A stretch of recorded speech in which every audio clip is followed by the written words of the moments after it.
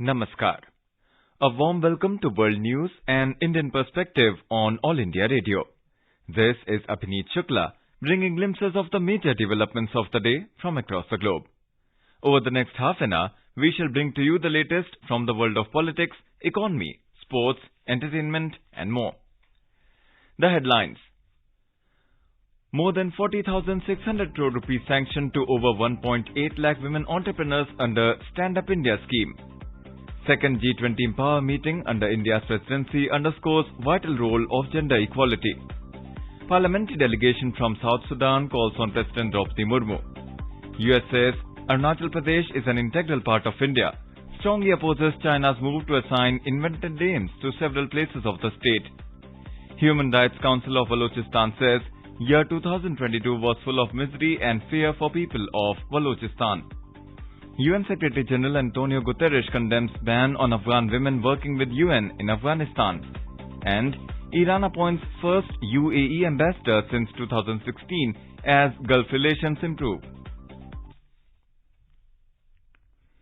The government has sanctioned loans of more than 40,600 crore rupees to over 1.8 lakh women entrepreneurs under the Stand Up India scheme. Speaking on the 7th anniversary of the Stand Up India scheme, Union Finance Minister Nirmala Sitharaman said, "It is a matter of pride and satisfaction that more than 1.8 lakh women and SC or ST entrepreneurs received loans under the scheme." She said the scheme has created an ecosystem that facilitates and continues to provide a supportive environment for setting up greenfield enterprises through access to loans from bank branches to all scheduled commercial banks. The minister added that the Stand Up India scheme has proved to be an important milestone in promoting entrepreneurship among SC, ST and women. Prime Minister Narendra Modi said that the Stand Up India initiative has played an important role in empowering the SC, ST communities and ensuring women's empowerment. In a tweet, the Prime Minister said, "On Wednesday, India marks 7 years of Stand Up India and acknowledges the role of this initiative." He added that the scheme has boosted the spirit of enterprise the people are blessed with. The plenary session of the second G20 Empower meeting of the Ministry of Women and Child Development began on Wednesday in Thiruvananthapuram with the theme Women's Empowerment, a win-win for equity and economy. In his inaugural address, Minister of State for Women and Child Development, Dr. Munjapara Mahendra Bhai called for working towards creating an ecosystem that nurtures women's entrepreneurship and leadership. Minister of State urged to focus on promoting women-led development with an emphasis on entrepreneurship, STEM education and grassroots women's leadership. The minister further stated that under the G20 Empower, India envisages the creation of a global mentoring and capacity building platform, establishing a sustainable financing model and setting up an e-marketplace to support and promote women-led businesses.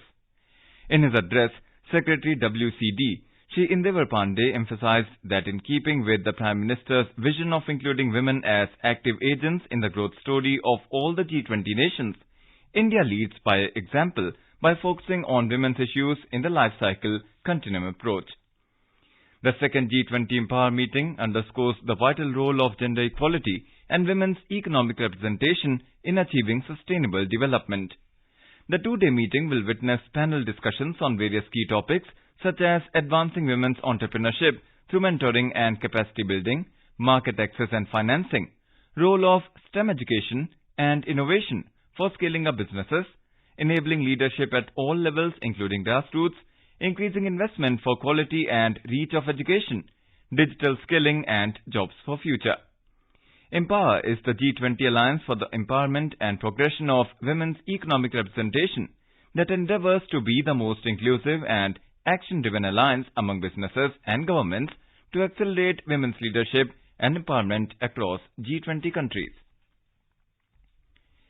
The meeting of the second Employment Working Group, that is EWG, under India's G20 presidency concluded successfully in Guwahati on Wednesday.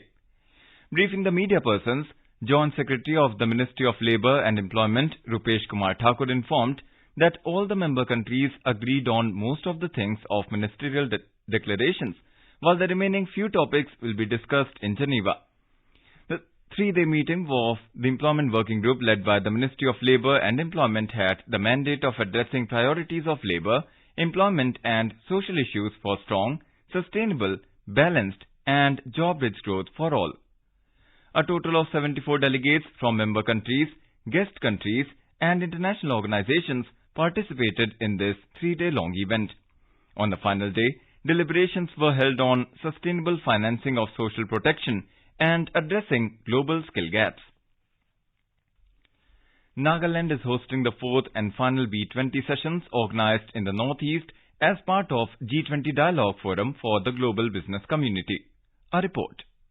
About 60 delegates from 27 countries are participating in the B20 meeting, including 5 ambassadors from Cuba, Iceland, Jamaica, Perugia, 1 deputy head of mission from Estonia, and 2 consul generals from Costa Rica and Germany. Besides, 24 diplomats, 39 overseas industries, and 3 diplomats from G20 countries who are of Indian origin are also participating in the event. Addressing the inaugural session this morning, Union Minister of State for External Affairs and Education, Dr. Rajkumar Ranjan Singh, exhibited confidence that this Business 20 event in Nagaland will give the business community a unique opportunity to know, notice and examine opportunities in the Northeast region from close quarters. Sasanyov, AIR News, Kohima. The Indian Institute of Technology, IIT Kanpur, is hosting a two-day Youth 20 consultation under the G20 presidency of India. More than 1,200 youth delegates from across India and abroad are attending the program. The Y20 consultation under the aegis of the Ministry of Youth Affairs and Sports Government of India is a pan-India activity in the run-up to the final Youth 20 Summit to be held in Varanasi, Uttar Pradesh.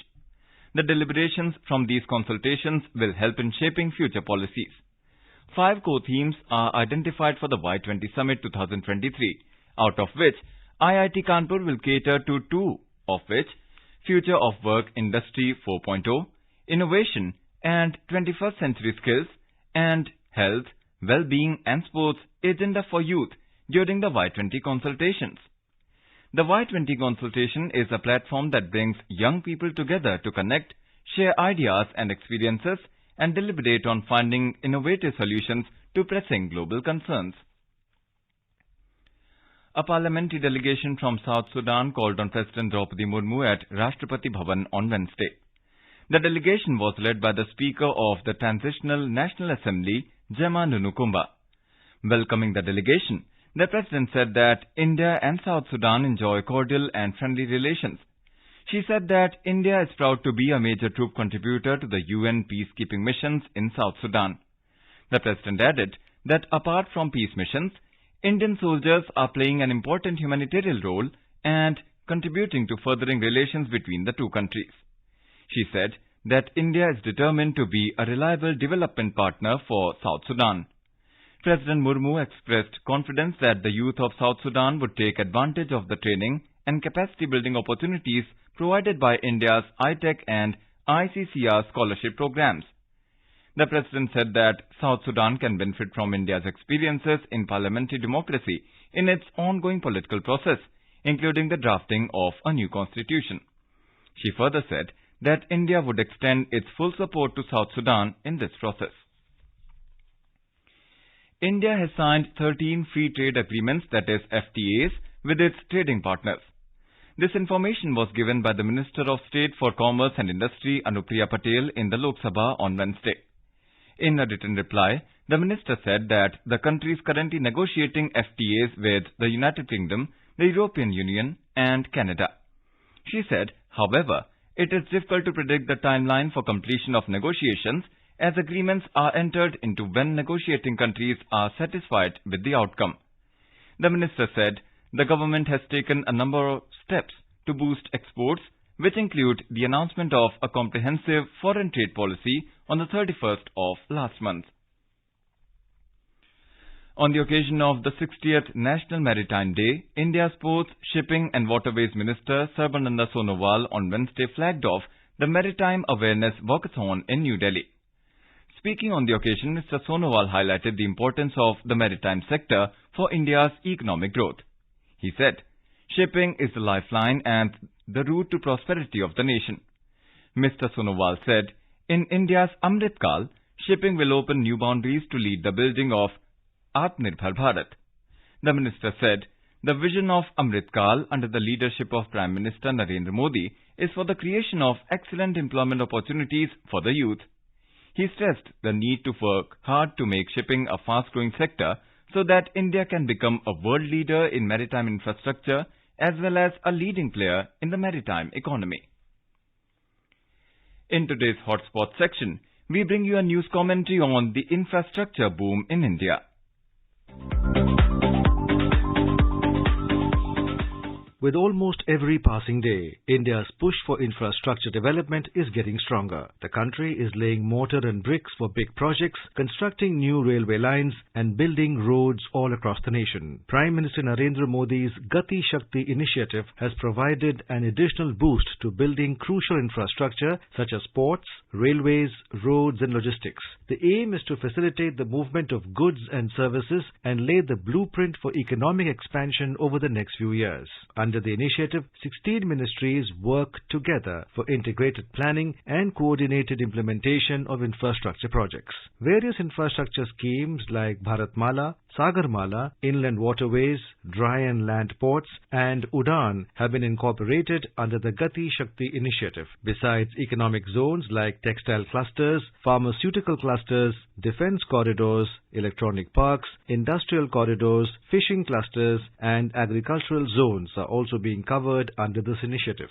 The Indian Railways has 452 projects in different stages of execution, costing around 7.33 lakh crore rupees. The Ministry of Civil Aviation has the plan to develop and operationalize 220 airports in the next 5 years. 10 out of the total 21 greenfield airports which got in-principle approval for setting up have already been operationalized. Similarly, under the ambitious Sagarmala program, more than 800 projects at an estimated cost of around 5.54 lakh crore rupees have been identified to be implemented till 2035. These projects include the modernization of existing ports and terminals, new ports and terminals, port connectivity, inland waterways, lighthouse tourism, industrialization around ports, skill development and technology centers. The construction of roads is also progressing at an impressive pace. India is building 30 kilometers of road every day with an aim to reach a target of 60 kilometers of construction per day. It is estimated that by 2025, the total length of India's highway network will be 2 lakh kilometers.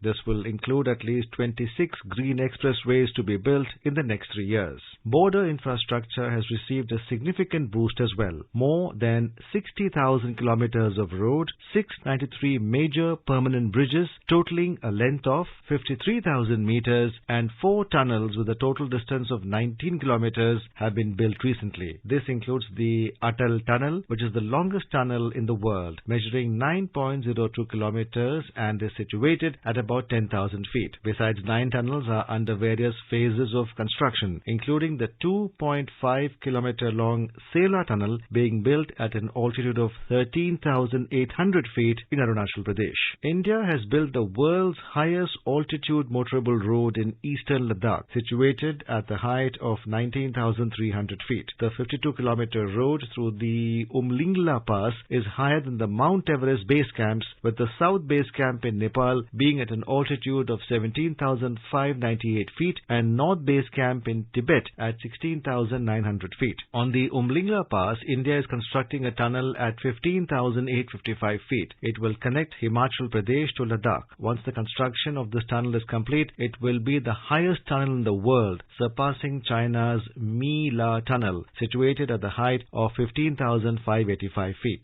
Apart from physical infrastructure, digital infrastructure is also being given a significant boost. A plan is underway to extend mobile services to all 640,000 villages of the country by 2023 and through optical fiber by 2025. Indeed, India is in the middle of an incredible infrastructure building spree. Analysts equate the ongoing Indian infrastructural boom to the infrastructural development boom in America and Europe in the 1950s and the 1960s, and Japan and South Korea in the 1980s and 90s. This will enable India to become the third largest economy by 2030 and a developed economy by 2047. This is All India Radio giving you the world news. The 7th India-Japan Defence Policy Dialogue was held in New Delhi on Wednesday. During the meeting, a wide range of issues including service-level exercises and engagements, regional security issues, and cooperation in defence equipment and technology were discussed. It was co-chaired by Defence Secretary Giridhar Aramane and Vice Minister of Defence for International Affairs Oka Masami. The Japanese Vice Minister also presented policy updates from their recently released National Security Strategy and National Defence Strategy. The Defence Ministry said both the countries appreciated the growing cooperation between the services through staff talks and exercises. India and Japan reiterated their commitment towards a strong defence partnership and agreed to find opportunities to further enhance bilateral cooperation. The Defence Policy Dialogue is an institutionalized mechanism between India and Japan to discuss bilateral defence cooperation. The US has strongly opposed China's attempts to advance a claim by renaming localities in Arunachal Pradesh. In response to a question, White House Press Secretary Karine Jean-Pierre said US recognizes Arunachal Pradesh as an integral part of India. The statement came after China's Ministry of Civil Affairs renamed 11 places in Arunachal Pradesh. Earlier, the official spokesperson of the External Affairs Ministry, Arindam Bagchi, said that this is not the first time China has made such an attempt. He said India rejects this outright. Mr. Bagchi asserted that Arunachal Pradesh is an integral and inalienable part of the country, and attempts to assign invented names will not alter this reality. The response came in the wake of media reports stating that China has renamed 11 places in Arunachal Pradesh. In Balochistan, a drastic rise in enforced disappearance and extrajudicial killing was recorded throughout the year. According to the Human Rights Council of Balochistan, that is HRCB, the year 2022 was full of misery and fear for the people of Balochistan as the Pakistan government and military continued to abuse human rights in a multitude of ways. The Human Rights Council of Balochistan is a non-profit group based in Balochistan, Sweden and France. The group works to shed light on the human rights situation in Balochistan. According to HRCB, the worsening plight of families of enforced disappearance continued as the bodies of their loved ones continued to appear in desolated areas despite continuous protests and demonstrations and assurances from the government. The cruel onslaught against religious minorities continues while the state remains a silent spectator without taking action to curb terrorism. It further said that the vicious crackdowns against dissenting voices in Gwadar, Kech, Karachi, Islamabad and Quetta and framing them in fake cases turned Balochistan into a much darker and more unstable place. UN Secretary General Antonio Guterres on Wednesday condemned the ban on Afghan women working with the UN in Afghanistan's Nangarhar province. Guterres stressed that the prohibition on female workers would undermine the ability to deliver life-saving aid to the most needful people of Afghanistan. The UN expressed serious concerns after the Afghan female UN staff were on Tuesday banned from reporting to work in the eastern province of Afghanistan, Nangarhar. The UN warned the Taliban that the life-saving aid would be at risk without female staff. The Taliban, since it came to power in Afghanistan in August 2021, has imposed bans on women and girls, preventing them from education and employment. The Taliban first banned girls from going to school beyond 6th grade in December 2022. A decree prohibited Afghan women from higher education and working with national and international NGOs. Iran on Tuesday appointed an ambassador to the United Arab Emirates for the first time since 2016, amid a realignment of relations between Gulf states and Iran. Iran's newly appointed ambassador Reza Amiri had served as the Director General of the Iranian Expatriates Office in the Foreign Ministry. The move comes after the UAE in the last August moved to upgrade ties and said it was returning its ambassador to Tehran.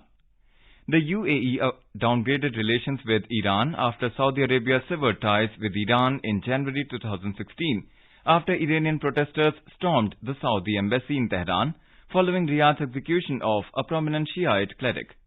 The UAE, which has business and trade ties with Iran stretching back more than a century, started re-engaging with Tehran in 2019 after attacks in Gulf waters and on Saudi energy sites. US President Joe Biden has welcomed Finland becoming a member of NATO. In a tweet he said, "It is a historic day as Finland's addition to the alliance will make it stronger than ever." He further said that he looks forward to welcoming Sweden as a NATO ally as soon as possible. Finland joined NATO and became the 31st member of the military alliance on Tuesday. Finland's membership became official when its foreign minister handed over documents completing its accession process to US Secretary of State Antony Blinken in Brussels.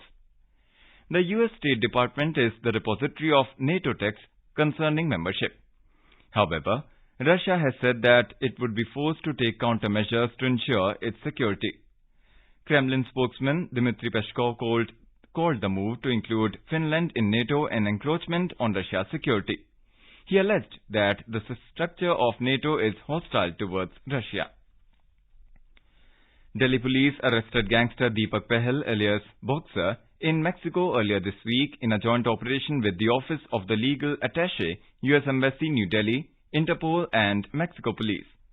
This is the first time that the Delhi police have caught a gangster outside India. Addressing media on Tuesday, Special Commissioner of Police H.G.S. Dhaliwal said that after Gogi's murder, gold medalist Boxer Pahel rose as the operational command of the Gogi and Tillu Tajpuria gangs nexus. Pahel was allegedly lounging in a small hotel by the sea in the Cancun area on Monday when he was detained by the Mexico police for entering the country illegally. The special cell stated that Pahel wanted to go to the US with the help of human traffickers to join his other associates and run his gang in Delhi and other states. The special commissioner also added that the accused is being brought to New Delhi via Istanbul. A meeting was held last year by Union Home Minister Amit Shah, where the agencies were directed to pursue organized criminals who were on the run and trying evade arrest staying abroad.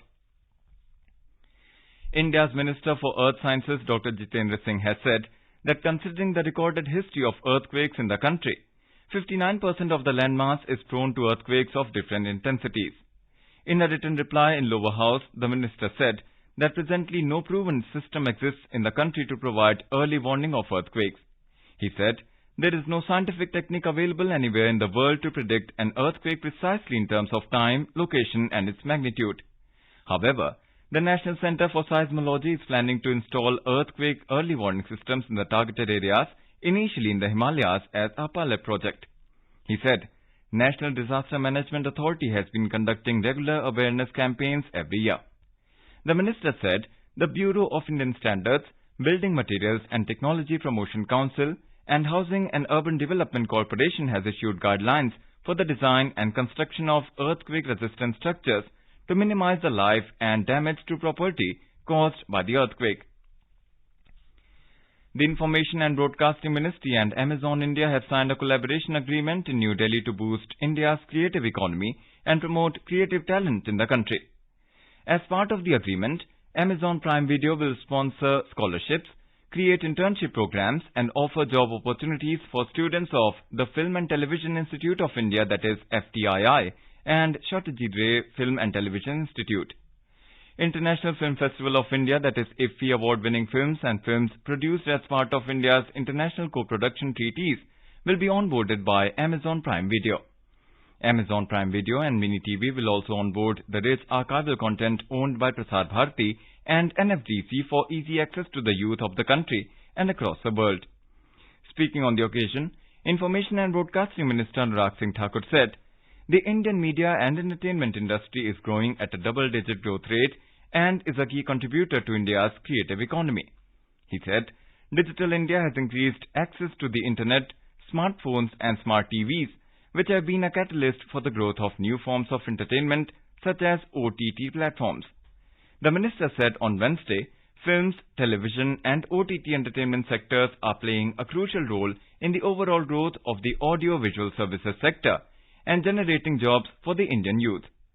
Mr. Thakur said, the Information and Broadcasting Ministry has taken several initiatives to create a conducive atmosphere for the entertainment industry in India. He said, the partnership will help strengthen industry-academia linkages through provisions for scholarships, internships, master classes and other opportunities for the students. Reserve Bank of India's Governor Shaktikant Das will announce decisions of the Monetary Policy Committee meeting on Thursday. The bi-monthly review meeting of the Monetary Policy Committee began on Monday. Key domestic stocks ended with gains of around 1% on Wednesday. The BSE closed near the 59,700 level, while the NSE Nifty settled above 17,550 points. Both the benchmark indices gained amid mixed global cues. The rupee also appreciated 33 paise against the US currency. A report from the Business Desk. The Sensex rose 583 points or 0.99% to finish at 59,689, while the Nifty at the National Stock Exchange gained 159 points or 0.91% to settle at 17,557. Asian markets ended mixed. Singapore's Straits Times Index gained 0.2%, while South Korea's Kospi Index rose 0.6%, while Japan's Nikkei 225 declined 1.7%. Hong Kong's Hang Seng and China's Shanghai Composite Index remained closed due to a holiday. European markets were also trading mixed in intraday trade. Oil prices fell marginally below $85 per barrel level. In intraday trade, Brent crude was trading at around $84.70 per barrel. Back home, gold prices at the multi-commodity exchange for June contracts was trading at 61,140 rupees per 10 grams. Silver was trading at 74,690 rupees per kilogram for May contracts when reports last came in. In the forex market, the rupee appreciated 33 paise to close at 82 rupees against the US dollar. S. Rangabashyam for World News. India's Youth Affairs and Sports Ministry has approved the proposal to financially assist 12 para-badminton players to participate in the upcoming Brazil Para-Badminton International. The para-shuttlers include Pramod Bhagat, Mansi Joshi, Krishna Nagar, Mandeep Kaur, Parul Parmar and Manisha Ramadas. The funding has been cleared under Target Olympic Podium Scheme or TOPS. It will cover entry fees for the competition, insurance costs, boarding and lodging costs and out-of-pocket allowance for other daily financial needs. Now let us take a look at the major developments around the world as reported in the foreign press. The Guardian writes, Britain spends 3 times more aid on housing refugees than it sends to Africa. The New York Times writes, Can China make peace in Ukraine? Wall Street Journal writes, Janet Protasevich, backed by Democrats, wins crucial swing seat on Wisconsin Supreme Court. The Globe and Mail reports, Ontario regulator eases restrictions for some foreign-trained doctors to work in Canada. The Financial Times reports, Donald Trump attacks election interference after historic criminal charges. The Japan Times reports, G7 trade ministers vow to cooperate on tech export controls. And the Straits Times reports, doubts over Malaysia's graft busters undermine PM Anwar's anti-corruption pledge. A quick look at the headlines once again. More than 40,600 crore rupees sanctioned to over 1.8 lakh women entrepreneurs under Stand Up India scheme. Second G20 Empower meeting under India's presidency underscores vital role of gender equality. Parliamentary delegation from South Sudan calls on President Draupadi Murmu. US says Arunachal Pradesh is an integral part of India, strongly opposes China's move to assign invented names to several places of the state. Human Rights Council of Balochistan says year 2022 was full of misery and fear for people of Balochistan. UN Secretary General Antonio Guterres condemns ban on Afghan women working with UN in Afghanistan. And Iran appoints first UAE ambassador since 2016 as Gulf relations improve. And now before we end, let us listen to Mahatma Gandhi's favorite bhajan Vaishnav Jan by artists from Singapore.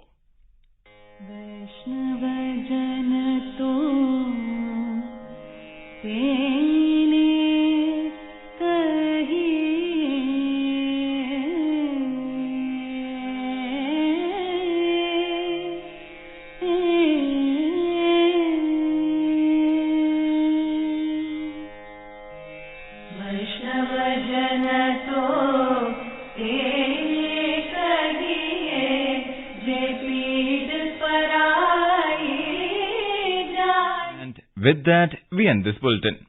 We'll be back at the same time tomorrow with the next edition of World News.